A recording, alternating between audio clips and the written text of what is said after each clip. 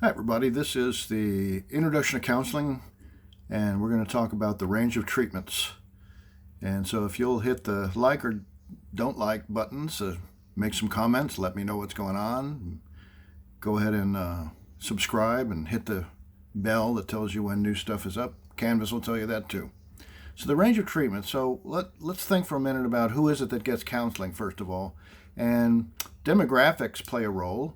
And beneath the demographics, there are lots of issues that create those differences. But in terms of age, we know that somewhere between 25 and around 60 is the group that most always gets counseling. Biggest group is 35 to 45. And that shouldn't be unusual. That covers most of the ages. It doesn't cover it doesn't cover children, and it doesn't cover adolescence to young adult transition period, and it doesn't. And what you'll see though is that over 65 people typically don't get counseling. There are enough people in that generation who still would prefer not to go see a counselor, and often as well there are missed signs that would create a recommendation to see counseling in the older population. In terms of race and ethnicity, whites are more likely to get counseling by a darn sight. In terms of male and female, females more likely, but males are moving up a bit in the statistics. In terms of education, the more education you have, the more likely you are to seek counseling, and that has to do with being informed over time of the benefits of counseling. And then in terms of marital status, we see that people who are under stress are somewhat more likely. People who are not married, more than people who are married, but when relationships are under stress, they're more likely to. So when you see the statistics for divorced and separated individuals, they have the highest rates of utilization of psychological services. So here are some ideas that we want to pay attention to. If a person is receiving psychotropic medication, mood-altering, symptom-reducing medications, such as antidepressants, for example, they should also be receiving counseling, therapy/psychotherapy. And the reason there is clear, that when you're taking medication to reduce symptoms, that symptom reduction allows for counseling to help you learn the things you need to learn, to understand what you need to understand, and make choices. And if the symptoms are too high, then you really can't benefit as nicely from counseling. But anytime someone is taking medication, they should be seeing counseling. The other reason is because counselors have an opportunity medical doctors don't, which is to keep tabs on things like side effects, explain some things to them, keep track of whether they're using the medication appropriately, and those kinds of things. Another thing to keep in mind is that you must always check credentials, always, before you fly or something, before you seek a professional's help, whether that's a doctor, a lawyer, a psychologist, a counselor. It doesn't make any difference. Call the licensing board, check to see if there have been any complaints and how many and what were the outcomes. Yeah. Another caveat, another thing to keep in mind is that disorders that are very severe and perhaps debilitating, like schizophrenia, might have goals for counseling that are a bit different. So chronic schizophrenia with ebbs and flows but lots of symptomatology would probably best benefit from supportive psychotherapy and not deeper work. And the main issue would be to take their medications as appropriate. Now, for some people, for a variety of reasons, and we know this from research, therapy works really well, but for others it doesn't work so well. It doesn't work for everybody.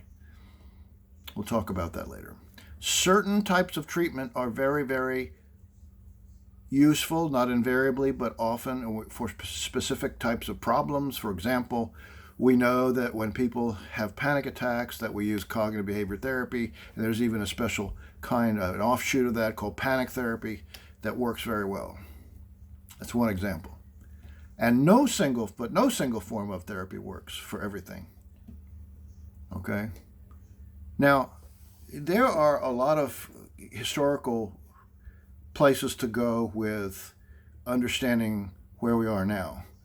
And so Freud was first as the original talk therapist, and his emphasis was in psychoanalysis on the importance of early events and the important people in their lives from the get-go. He believed in the unconscious, which is likely a true thing, but not in the intricate ways in which he, by necessity, had to figure out.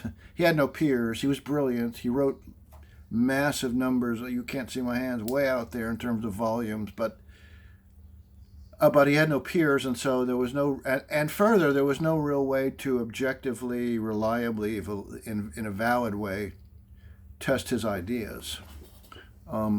It can last many years, and it's very expensive. It's good for the population he originally designed it for, which are as wealthy people with lots of time on their hands, who are anxious, neurotic. He didn't do well with psychotic people.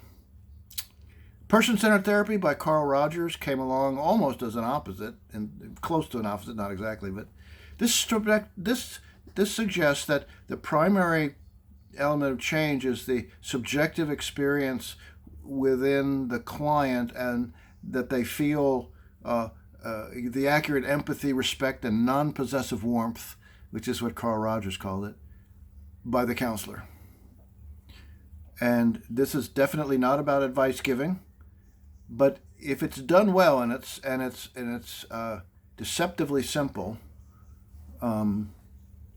it works well for many, many people. We're going to learn some of the original skills and then some when we talk about attending and responding skills. Gestalt therapy, it was developed by Fritz Perls. He lived until 1970, from the late 1800s. He believed people became neurotic and played games and had all sorts of layers that were difficult to break into and discover who you actually were under it all. They had trouble contacting their environment and other people, and they played games. And so this therapy is actually very active. In the modern version of this, it's less confrontive than Fritz would have done it and did it. So this is about bringing clients aware of and a vitality to those awareness with all sorts of different techniques and experiments, they're called. It could involve dream work, and he was trained as a psychoanalyst first, perhaps that's where it comes from. But you're constantly sort of putting clients in a state of awareness and frustration, because that's where growth occurs. Existential therapy by Yalom, Viktor Frankl, Rollo May. The focus in this kind of therapy is on ultimate meaning of life and the big events that you endure and have to work through. So it's really helping clients to accept mortality and uncertainty and helping them move forward with responsibility, finding themselves. And this has officially no techniques, but could borrow some from other forms of therapy. You are a co-explorer in existential therapy. I love that kind of therapy, by the way. Cognitive and cognitive behavior therapy, originated by Aaron Beck, and other offshoots were developed since then. And he is still alive, I believe. No, he passed away. That's right. But he said that clients become distressed because they are bad processors of information and have a tendency to jump to unwarranted conclusions. So the therapy consists of looking at how you're thinking of things and testing your reality and looking at your thinking and conducting real life experiments and intervening at a Socratic level. Behavior therapy, Lazarus, Bandura, Skinner, Wolpe, and those are used in conjunction with other therapies often, in many different kinds of problems, because what you're doing is reducing maladaptive behavior. You're not just endlessly exploring the problem or the roots of it, and you're not concerned with anything other than reducing or eliminating maladaptive behavior and habits and replacing them with more adaptive ones. Yeah.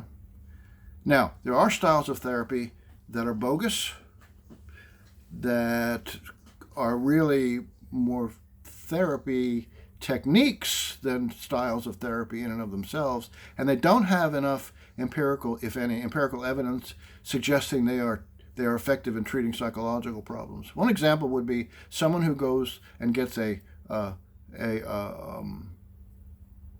certificate for hypnosis at a hotel that does a day of training. Nope, I wouldn't see that person in a million years. Don't do that. Okay. I want to talk a little bit about being aware of fringe therapies and claims. Extraordinary claims require extraordinary evidence. That's Carl Sagan's, one of his quotes. So if you make an extraordinary claim about how good something is, you better have good evidence to back up. Anecdotes are meaningless. They're meaningless, unless there's a million of them that are all the same. Now, the burden of proof is on the person who makes the claim, not the person to show that it could be true or couldn't be true. No, it's the burden of proof's on the person who makes the claim.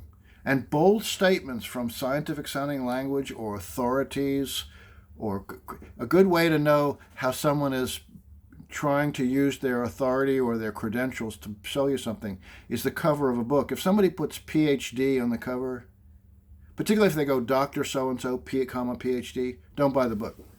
They're credential mongering. They're trying to get you to think that they know a lot. And real scientists and really people who are very knowledgeable don't need to do that. Correlation is not causality. Just because two things occur together, that's what drives a lot of anecdotes, by the way. That's not causality. And the world is not black and white, strangely. It's not either or. Some things work sometimes, some things don't. You want good empirical evidence to drive conclusions. Okay. So I'm going to come back in a minute and we're going to talk about biomedical therapy in part 2.